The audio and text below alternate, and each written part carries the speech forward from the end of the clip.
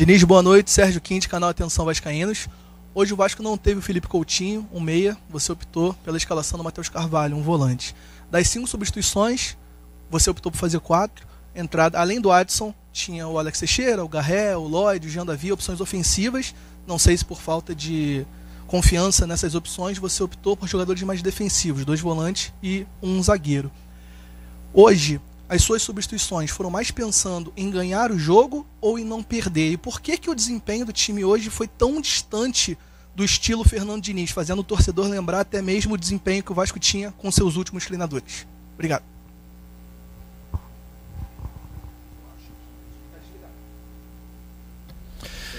Obrigado pela pergunta.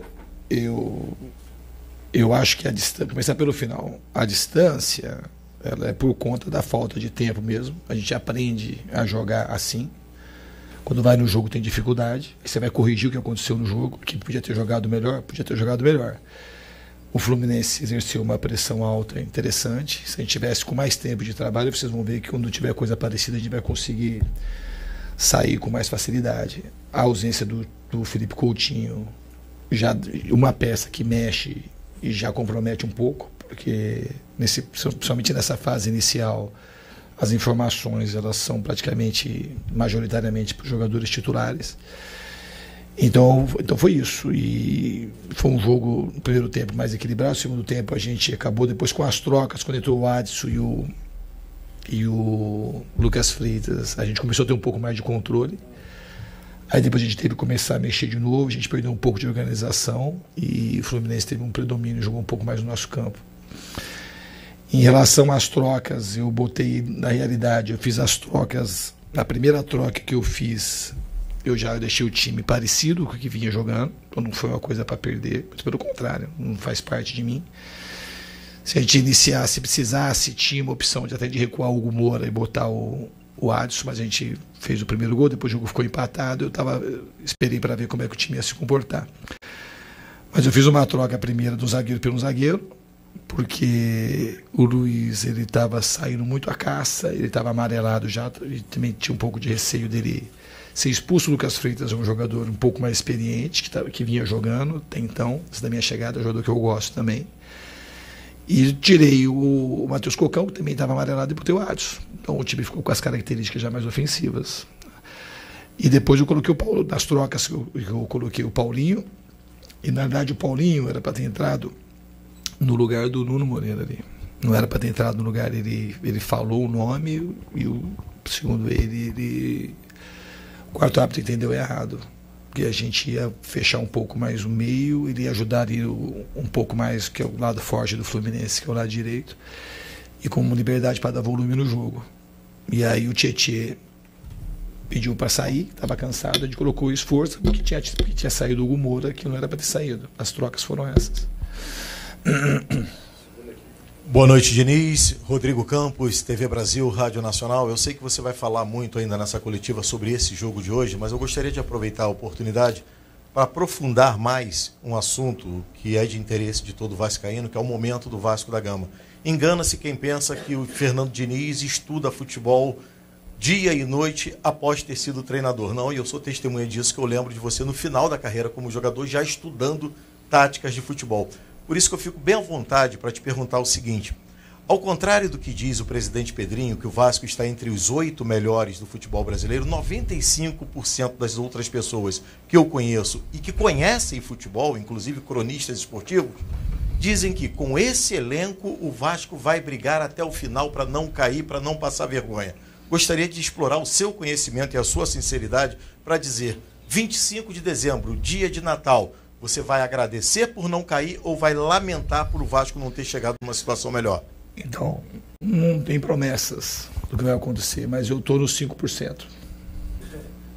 Eu não estou no 95% que entende de futebol. Eu acredito no time que eu tenho, a gente vai trabalhar e vai melhorar. Então eu estou nesses 5% que não... Embora eu estudo muito, talvez não conheça tanto, mas eu concordo com o Pedrinho.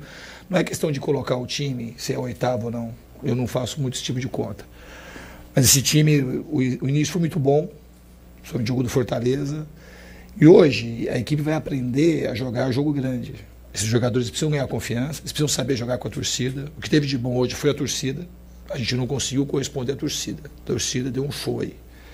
Então a gente pede desculpa para a torcida porque o time no campo não conseguiu ser um espelho da torcida. Mas a gente vai trabalhar muito para que a gente seja o espelho da torcida e que crie uma conexão. Isso é uma coisa que eu vou trabalhar para isso acontecer. Isso acontecendo, a gente não vai estar lamentando no dia 25 de dezembro, não. Diniz, aqui na sua frente, eu queria perguntar sobre o Verratti. Estava ouvindo aqui os comentários dos companheiros. O que ele estava fazendo ali na área, aquela hora do gol e tudo, na área do Vasco, porque não era uma bola parada. Qual a sua sensação, o seu sentimento disso? Não, na verdade, o gol foi uma coisa que a gente treinou muito, e o Vasco tomou um gol parecido no Campeonato Carioca. Começou numa área de bola parada, assim, foi no arremesso lateral. E o Fluminense tem o hábito de jogar as bolas na área ou colocar num cantinho ali para cruzar a bola na área. Então, no impulso de querer ajudar, ele foi para a área. Mas na hora de defender, ele volta para defender fora da área, que é a posição dele. Mas ele, como o lance, o Arias saiu no meio de 3, 4 jogadores, o time ficou meio desguarnecido, ele teve a intenção, um instinto positivo de tentar preencher a área para a gente não tomar o gol. Então, a gente não pode culpar o Verratti porque ele estaria, muito pelo contrário, ele estava ali solidariamente para tentar ajudar. Diniz, boa noite. Jonatas Santos aqui, canal BTB Esportes. Diniz, queria saber o que você falou ali para o Ryan no primeiro tempo, que o time deu uma melhorada na produção, o Ryan passou a correr mais, agir mais em velocidade e acabou surtindo no gol. Mas também o que mais incomodou você na partida depois que o Vasco sofreu a virada? Obrigado. Não, do Ryan, o Ryan, ele é um dos jogadores do futebol brasileiro, um dos maiores potenciais que a gente tem, não é no Vasco, no futebol brasileiro. Só que ele ainda não sabe colocar para fora, às vezes ele fica numa situação fora do jogo, e desde que eu cheguei aqui, o que eu tenho mais gastado tempo com o Ryan é de colocar ele no jogo, porque ele é um jogador extremamente importante, com um poder de desequilíbrio muito grande. Você vê que ele praticamente não tinha pegado na bola ainda. Ele pegou na bola, fez uma jogada individual, sofreu uma falta, a gente fez o gol. Logo depois a gente fez uma jogada ensaiada, ele quase fez um golaço de fora da área. Aí teve uma outra bola que ele arrastou, sofreu outra falta. Então o Ryan é um jogador que a gente precisa ter bastante cuidado e colocar ele cada vez mais no jogo. Em relação à derrota, eu acho que é o seguinte, a gente não pode tomar... No fundo a gente tomou 2 gols, com o time todo lá atrás, defendendo. Então nesse lance que o Guga fez o gol, o segundo gol, a gente estava com o time todo atrás, a gente não pode, com o time todo atrás, deixar um jogador vir com a bola de lá de trás e chutar próximo da área sem ter uma abordagem para ele não fazer a finalização. Então, no fundo, os gols que a gente tomou foi extremamente evitáveis, mas muito evitáveis mesmo. O Fluminense, na minha opinião, jogou um pouco melhor que a gente, mereceu a vitória, mas a gente não pode errar do jeito que a gente errou, principalmente nos 2 gols que a gente tomou. Diniz, aqui, boa noite. Ainda falando um pouquinho sobre o Ryan, você disse que ele tem potencial, é um jogador que precisa ter cuidado. E aí, logo depois do gol do João Vitor, ele provoca a torcida do Fluminense fazendo um gesto com um sinal de ser. O Fluminense até agora respondeu isso nas redes sociais, mas eu queria que você falasse se você conversou com o Ryan sobre esse gesto e o que você acha dessa atitude dele. Obrigada. Bom, eu não sabia e não concordo. Eu acho que isso é um tipo de gesto que cabe para o torcedor. O torcedor fazer isso, tudo bem. Mas para a gente estar no meio do futebol, a gente não deve fazer. Então o Ryan é um jovem que não tem porquê esse tipo de coisa. Na minha opinião, eu discordo. E vou falar com ele que não tem necessidade desse tipo de coisa. A gente tem que jogar e respeitar nosso adversário e fazer o melhor possível dentro do campo. E esse tipo de provocação para a torcida é extremamente saudável, mas não é o nosso papel. Érica Matos, do Craques da Rede aqui. Diniz, você costuma dizer que o título não define um campeão e que o futebol deve ser um espaço de crescimento humano. Como sustentar essa visão num cenário como o do futebol brasileiro tão imediatista, especialmente num clube como o Vasco, onde, pela história recente, a ansiedade dos resultados é ainda mais intensa e o placar costuma falar mais alto do que o processo? Isso não muda nada para mim. Isso é uma coisa que vem de fora e você... acreditar no crescimento humano das pessoas é a maneira, para mim, mais fácil de se ganhar. Se a gente consegue crescer, que agora tem a diversidade, a gente tem que apostar nas pessoas e crescer com o que está acontecendo. Ninguém vai passar a mão na cabeça e achar que perder é uma coisa minimamente normal, ainda mais do jeito que foi hoje. Então, lidar com o ser humano e se preocupar com o ser humano é isso. É saber agora cobrar, saber absorver o que aconteceu e saber se fortalecer e entregar vitórias para o torcedor. Eu acho que você fazendo isso, você está muito mais perto de ganhar. Aqui, Diniz, Joel Silva, do canal Colina em Foco. Aqui. Voltando ainda à escalação, você, ao não ter o Coutinho, você, né, troca ali, pelo menos a característica do time, ao colocar o Matheus Carvalho. E aí me chama a atenção ainda um jogador como o Garré, que foi contratado para ser titular, pelo menos essa era a expectativa, e você ainda não ter utilizado ele nos últimos jogos. Eu queria que você explicasse os motivos que fazem ele não performar ainda com você, e se você enxergaria ou enxerga ele para jogar no lugar do Coutinho. Qual é a posição dele e o que você tem a falar sobre ele? Então, Obrigado. eu estou aqui praticamente 10 dias, né? E o Garré, no fundo, nesse primeiro momento eu respeitei o que estava sendo feito. O Garré não é que ele não está jogando comigo, ele não estava jogando antes. Eu vi os últimos jogos do Vasco, ele não tinha praticamente entrado em nenhum jogo. E a opção pelo Matheus é que estava jogando mais, estava treinando mais, participando, entrando em todos os jogos, e o Tietê já jogou nessa posição, inclusive a posição de origem do Tietê é essa posição.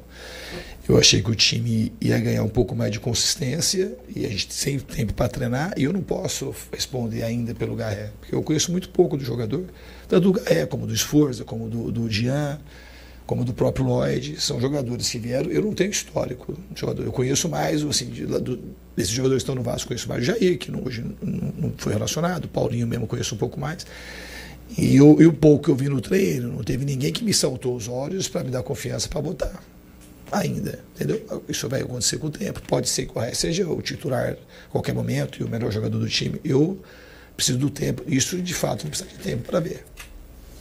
Boa noite, Diniz. Sérgio, do podcast Cruz Maltino. Você estreou aqui no Rio, né? Você estreou na Argentina, mas veio aqui para o Rio no jogo contra o Fortaleza e fez uma partida elogiável. Acho que todo mundo aqui ficou surpreendido. E o Vasco não está conseguindo de lá para cá manter a consistência desse jogo. E tem na terça-feira um jogo decisivo. Precisa ganhar para continuar Sul-Americano. Como é que você vai lidar com isso? Porque a torcida já está começando a ficar em dúvida. Você mesmo falou, ela compareceu, mas já saiu frustrada. Teve um jogo contra o Operário, teve que decidir nos pênaltis. O que você está identificando nesse time que não consegue manter a consistência e o que fazer para terça-feira trazer a confiança? Então eu peço para vocês ajudarem nisso. Tá? Se a gente fosse fazer um momento reflexivo aqui, tudo isso que a gente está falando no período de praticamente 7 dias, do Fortaleza para hoje deu uma semana.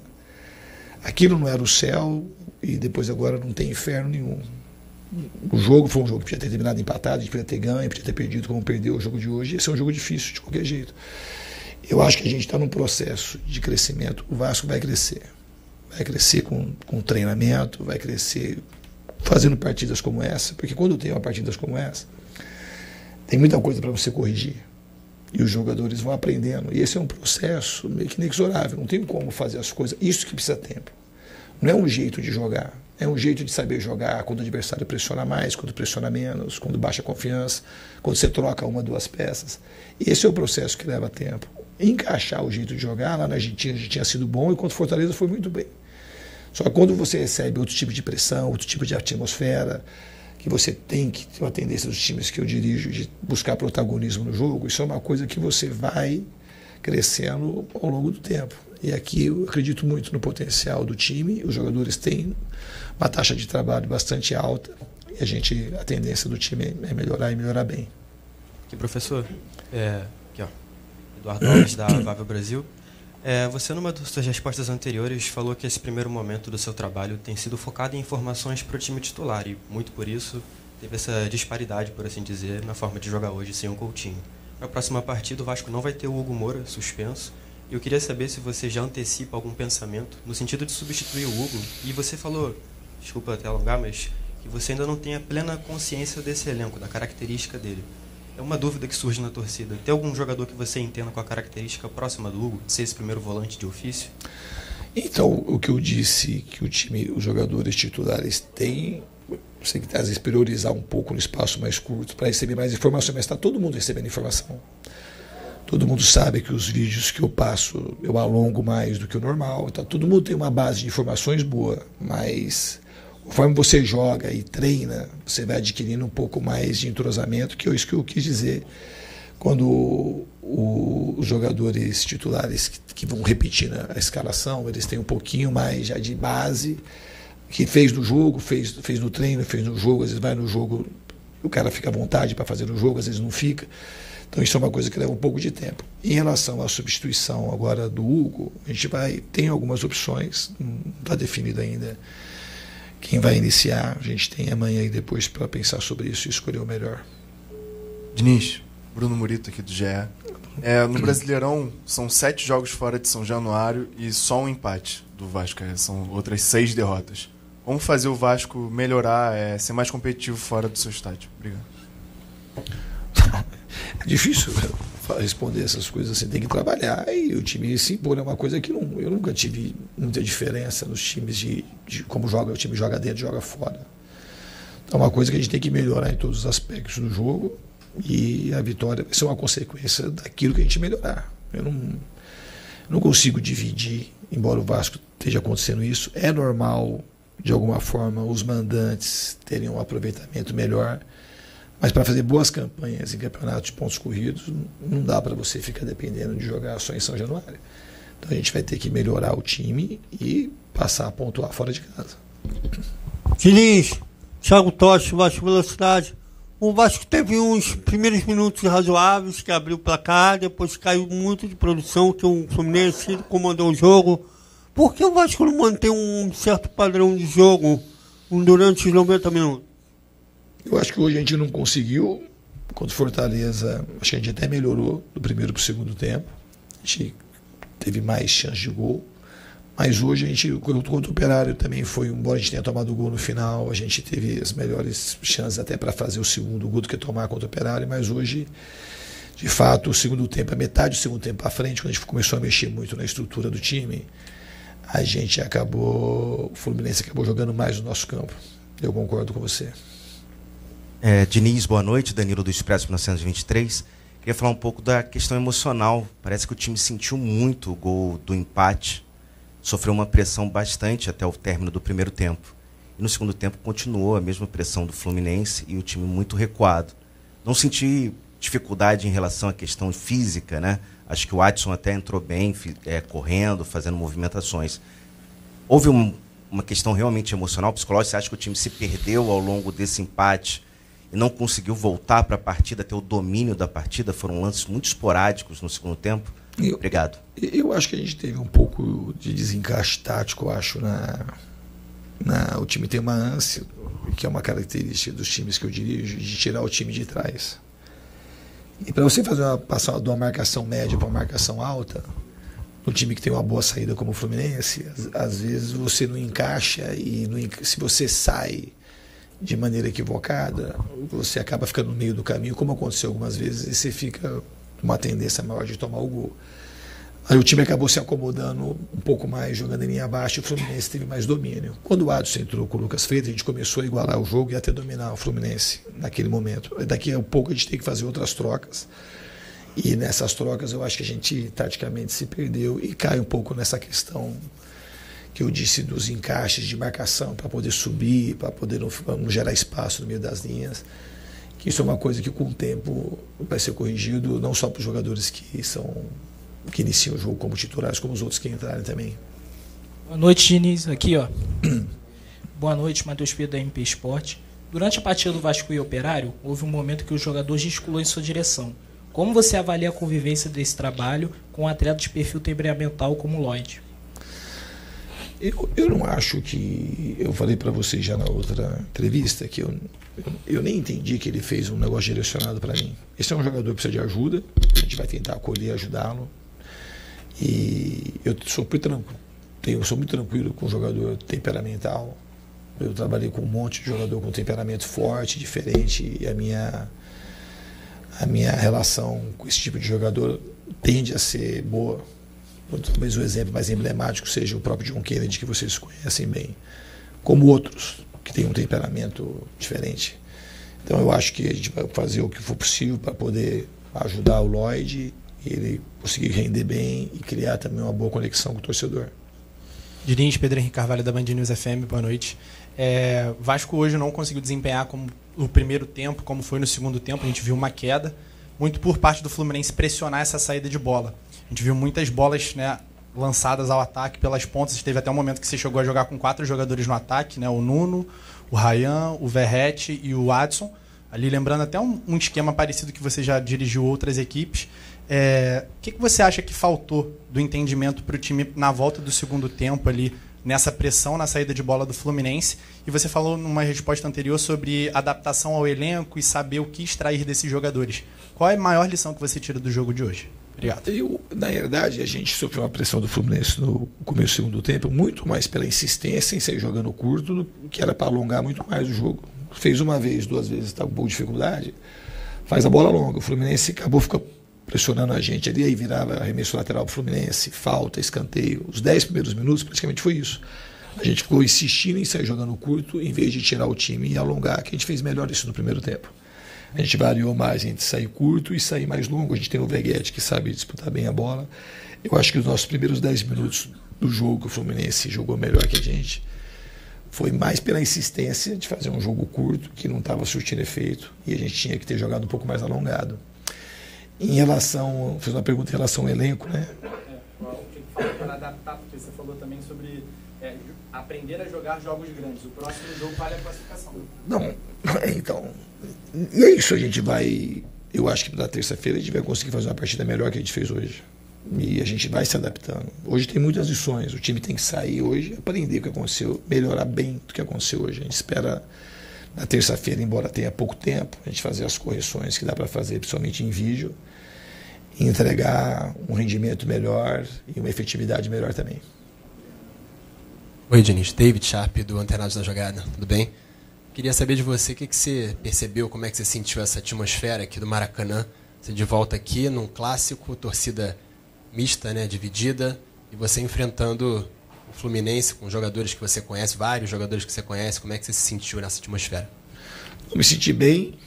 A atmosfera aqui no Maracanã é ótima. Os jogadores, além de jogar em São Januário, principalmente jogar aqui no Maracanã, o jogador tem que gostar. Isso aqui é uma casa do Vasco também, historicamente. Consegue incomodar mais torcida. E eu falo, a torcida foi a melhor parte do Vasco no jogo de hoje. A torcida deu um show mesmo. Veio em maior número e apoiou mais, e a gente tem que entregar mais coisa para a torcida. A gente tem que melhorar, porque a torcida do Vasco merece coisas melhores. Isso é um compromisso que a gente tem que ter. São praticamente 15 milhões, não tem só do estádio, mas tem torcedor do Vasco no mundo inteiro. Então, uma responsabilidade que a gente tem. E a gente tem que fazer mais. A gente vai trabalhar mais e vai entregar coisa melhor. Não, para mim é uma alegria enfrentar o Fluminense, uma honra poder estar aqui de novo no Vasco. E hoje eu estou no Vasco, então tenho que falar das coisas do Vasco. Aqui, Diniz, boa noite, Fernanda Gondim. Queria voltar um pouco no assunto, porque durante a coletiva do Renato, ele falou que, eu acredito que em certo tom de brincadeira, mas que ele defenderia o chute do Guga. Eu queria que você aprofundasse um pouco a análise sobre o gol. Eu concordo com você que deveria ter tido menos espaço, mas que você aprofundasse um pouco mais como se defender melhor desses chutes que vêm de fora da área, e se você concorda com ele que era uma bola defensável para o Léo. Eu acho que o Guga foi muito feliz no chute, e a gente tem um dos maiores goleiros do Brasil. Vou te responder dessa forma. A última. Boa noite, Diniz. João Pedro Faria, do blog Fim de Jogo. Diniz, você chegou no Vasco recentemente, sua 4ª partida como treinador do Cruz Maltino. E eu queria saber de você, o que você já disse que o Vasco precisa melhorar nas últimas perguntas, mas o que você enxergou de pontos positivos durante esses 4 jogos que você gostaria que o Vasco trabalhasse mais para continuar fazendo nas próximas partidas, e o que você enxergou de negativo que você vai trabalhar ainda mais, em especial na parada para a Copa do Mundo de Clubes daqui a 3 partidas? Eu acho que se fosse responder de uma maneira rápida e objetiva, acho que a gente tem que melhorar, ser um time mais consistente, não oscilar tanto, nem de um jogo para o outro e nem dentro da mesma partida. Eu acho que é isso que a gente precisa melhorar. Valeu. Oi, gente. Obrigado. Obrigado, professor.